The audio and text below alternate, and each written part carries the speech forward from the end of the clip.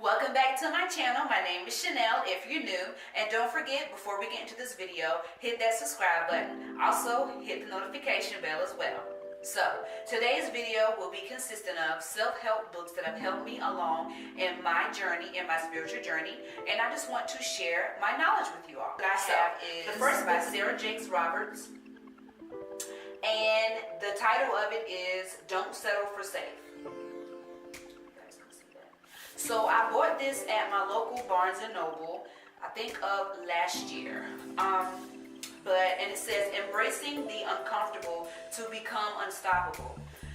Just by reading this title, you're like, oh, I know this is going to be good. And yes, it is. So we're going to get right into it. I'm just going to give you all a brief summary of the chapters. Here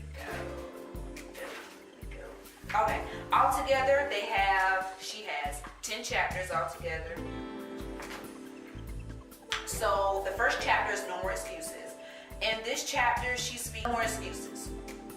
I don't want to hear no more excuse about what you could have done, this or that, because you could have went out there yesterday and you could have bought that jug of milk and you know that you would have nothing to do. Okay? Not really, y'all, but just like a really, I don't know. Anyway, so 2, find your weeds. Find your weeds. This chapter is really about who's toxic to you. You know, find what's not possibly serving you anymore. Okay. Chapter 3, learn your patterns. Learn your patterns is really truly about, these are just like examples from my point of view and not from hers, but I'm going to give you like the whole gist of it. Learn your patterns is really about, are you going in cycles, like a washing machine cycle? Like, what's going on in your morning routine, your nightly routine? Like, what are you doing? This is why you keep going through. This is why you keep getting hurt. This is why you can't keep a job. This is why you can't keep a man. Like, let's be real. Chapter 4, know your roots. This, I want to give an example. Know your roots as in like generational curses, like your family or something that's really deep rooted that you want to find out, like, why are they acting out? Why are they cussing at you? Why are they upset? Like, and then, I mean, you know, why are you feeling like this? Why are you feeling depressed and suicidal? Okay. Chapter 5, frenemies. That's self-explanatory right there. Frenemies. And she's really honestly, you think she's for you, but she's really against you. She's stabbing you in the back as you try to go forward, and she's pulling you down instead of uplifting you. Come on, that's where women's empowerment come into play. Where my women at? Where my men at? World, who's going to empower us to go forward and not bring us down? Chapter 6, forgive and remember. That's self-explanatory as well too. You can forgive them for what they've done to you. You forgive him, forgive her, but also remember so that way you don't go right back into that same situation. You don't go right back into that same mistake and relive it all over again. Or 7, connecting with God. Praise and worship, your prayer time, connecting with your local church, small groups, connecting with him. Are you connecting with him right now?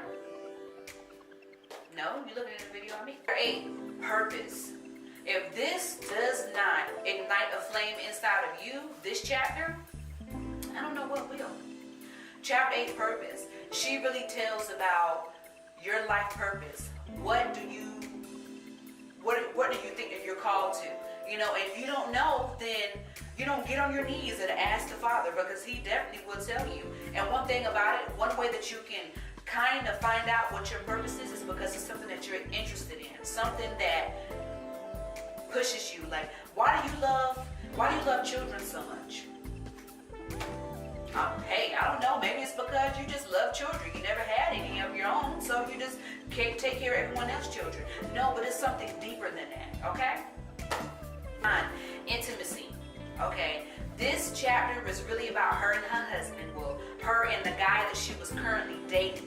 And she was not letting him into her heart because of the things that she had went through in the past. Like, blocking him from coming into her life the way that you really connect. Okay, and chapter 10, show me how. Okay, how to break free ready to break these chains to be better.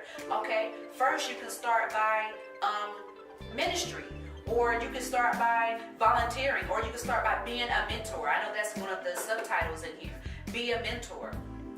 Mentor other children, mentor young women, mentor men, people who have addictions, like help them out. I mean, tell your story about what you went through and how you overcame it. On the back it says, what's keeping you from living the amazing life God dreamed up for you? There's a life out here that's for you, and you're living in this mediocre life. You better go out there and get that life. Go get it. Okay, the next book is by Joel Osteen, and it is Next Level Thinking. And it says 10 powerful thoughts for a successful and abundant life. Now, I just recently got this from my local public library, and I'm only in chapter 1, so I can't really tell you all about it just yet, but I do know so far that the first chapter is Barrier Breaker. Let me not think about it. Let me look at it. Yes, be a barrier breaker. And altogether they have 10 chapters, and I'm just going to just read them out to you. So, chapter 2, you are fully loaded. Chapter 3, the odds are for you. Chapter 4, move up to the next level. Chapter 5, recognize your value. Chapter 6, live with the boldness of a son. Chapter 7, know you are loved. Chapter 8, approve yourself. Chapter 9, get the contaminants out. Chapter 10, remove the shame. I cannot wait to finish this book, because I know that I'm about to be out here flying high. I mean, let's be real, baby. Okay, I'm playing. But yeah, I can't really tell you about this book just yet, because this is what I'm currently reading. But so far in chapter 1, it's about being a barrier breaker, and it's about changing your mindset. I mean, stop thinking negative, but think positive thoughts. And that's all I got so far from the first chapter. I'm not really all the way through with it. I'm only in like the first 3 pages so far. But I just started reading this morning. So the next book I have, I don't have it physically with me, but I'll have it on my phone. So give me 1 minute to get it. Okay, it's right here. This one is called, it's by Joel Osteen, and the title is Think Better, Live Better. A victorious life begins in your mind. So I know that y'all just seen that book, and I just have by Joel Osteen, Next Level Thinking. And I don't know too sure if there's a difference, but I really do believe that it is, because that book is called Next Level Thinking, and this one is A Victorious Life Begins in Your Mind. Think Better, Live Better. I'm thinking that this book, well, not thinking, but I read it whenever I got, let me show it to you guys. So, Think Better, Live Better is just different chapters. It's been a while since I read it, but it was a page turner. Now, when I read this book, that was when I read this book, I first started changing the way I thought. Because before, I wouldn't say I had a negative mindset, but I wasn't really giving myself prosperous thoughts that I think of. I wasn't thinking negative. It's just that I'm just in the middle. Wasn't positive, wasn't negative, just indifferent. Okay. But this book really ignited the flame inside of me, and I was just like, oh my goodness, you're telling me that I have power of life in a definite tongue? And of course, I already knew that, but the fact that I can speak these positive thoughts, speak these positive thoughts, speak these positive affirmations, and I will see them, bring fruit in my life, like, of course. And this book was honestly a page turner for me. I can't remember if it has, next book is Faithing It. Yes, faith, but ing on the end. Faithing It. And it's by Cora Jakes Coleman. And it's bringing purpose back to your life. This book was really emotional. Let me show this to you guys. This book was so emotional that I did not finish reading the last chapter. Y'all, I was crying. It was so emotional, but it was really It was really transforming book because it showed me how I use my faith and I can just go forward. Like even when I'm in the struggle, even when I'm just, you have to keep your faith at this level. And that's one thing that she did. She did not give up. She did not sit up here and dwell in her past and, oh, woe is me. This book was really a good read, a really good read. So I don't know how many chapters that's in it, but you can also get this from your local Barnes & Noble or your local public library as well too. And I think that's where I got it from because I didn't buy it. And I just started reading it because as soon as I seen the title, I was just like, oh yes, faith in it. Like, and I read the back and I'm just like, oh goodness, this, you know. And honestly, I got the book because of what I was currently going through, and that had to be last year.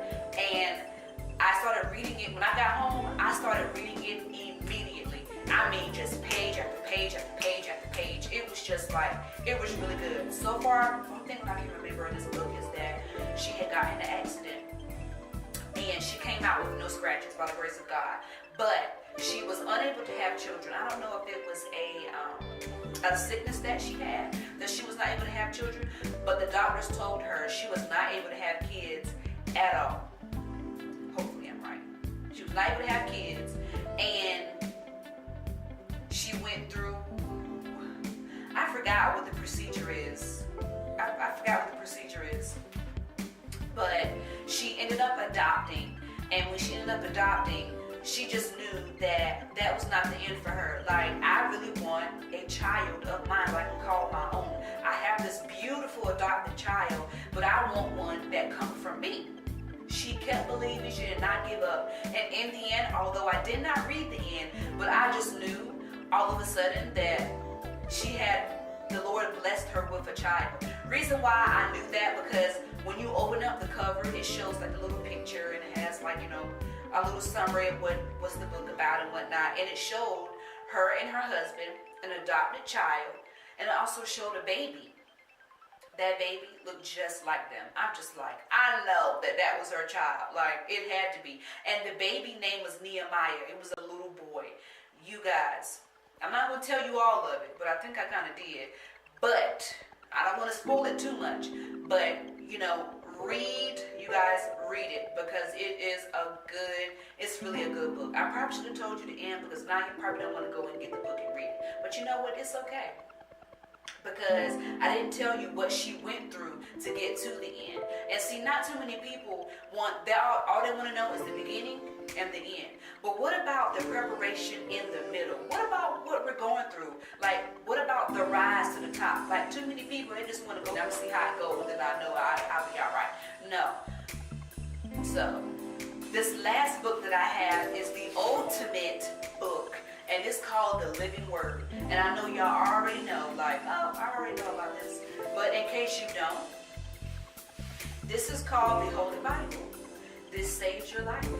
This gives you salvation. And you will have eternal life. Let me go ahead and get into it.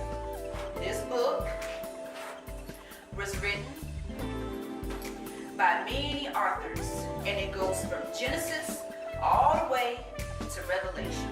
And this right here, this is my grandmother's Bible. This is called the Holy Bible, but it's my grandmother's Bible. And I would call it a generational Bible because it came from her and then it passed down to me. And then hopefully, if I still have it, I can pass down to my unborn children.